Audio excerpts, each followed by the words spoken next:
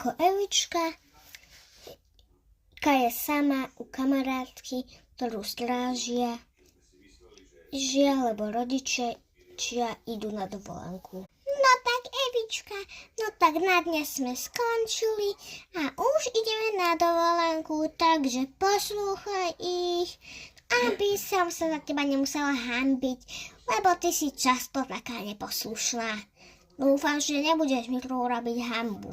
Dobre, tak čauko. Mami, nie, nikom neodchádzaj. Ja chcem ísť s tebou, veď vieš, dobre, že mám dovolenky tak rada.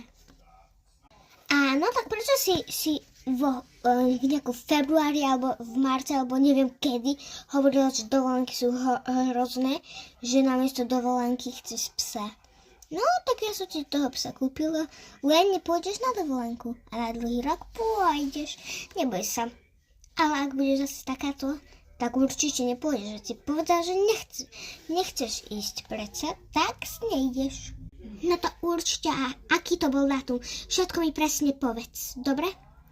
Mami, a počúvaj, potom mi aj napíš. Ti presne poviem ten dátum. Ja ti hneď poviem ten dátum, len si to musím nájsť. Tuto je to. 26.2.2025 si povedala, že dovolenky neznášaš a že chcela by si radšej psa. Pozor, máš psa? Mám. Nejdeš na dovolenku? Nejdem. Takže, tak ahoj. Tak čau, mami. Wow, na tej dovolenke je nádherne. Sem pôjdem aj na budúce. Ja sa bojím. Mamička, kde si moja mamička? Už nikdy nepoviem, že nechcem ísť na dovolenku. Dovolenky sú také slej. No, skvelé, pekné. Och, mami! Ahoj, jak sa máš? Eva je zase mi volá. Eva, ja ťa už roztrhnem. Furt mi volávaš jak takému malému deťkovi. Čo je zase? Ja sa bojím. No tak tvoj problém, ty si nechcela ísť na dovolenku. Čau. No dobre, na druhý rok pôjdeš, či chceš, alebo nechceš.